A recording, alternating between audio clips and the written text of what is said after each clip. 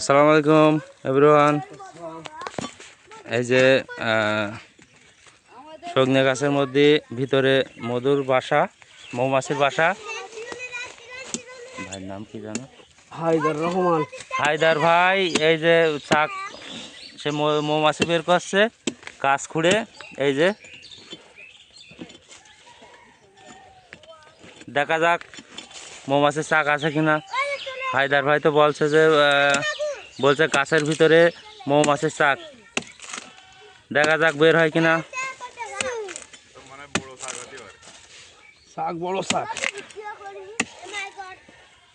অনেকেই বলছে অনেক বড় শাক, দেখা যাক বের হয় কিনা মৌমাছির চাক।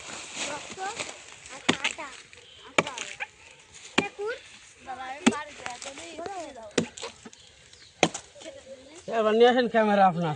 এই যে বের হয়েছে মৌমাছির চাক গাছের ভিতর থেকে। এবার দেখবো আমরা মৌমাছি দেখবো।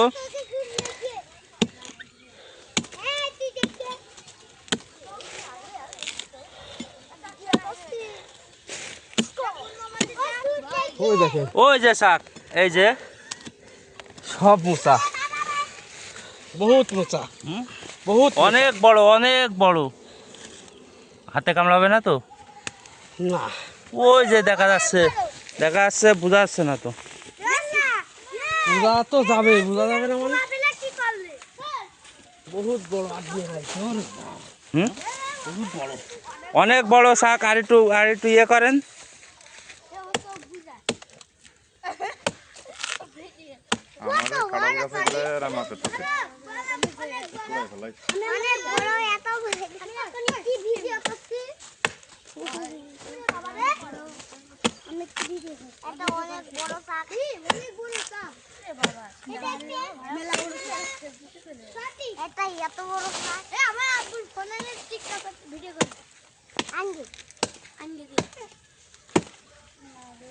বহুত বড় শাক,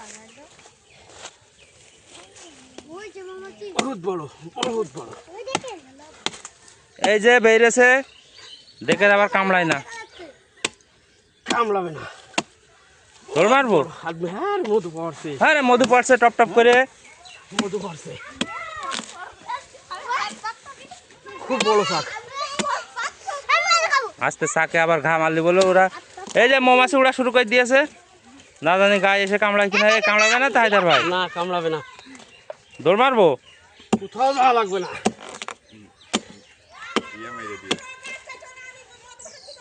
ওই যে আর কাটা লাগবে না, এই যে আর কাটা লাগবে না, একটুক জায়গা একটু। এই যে গাছের ভিতর থেকে মধু বের হয়েছে। আর বাকিগুলো এই দেখেন এখনো ভিতরে রয়েছে। এই যে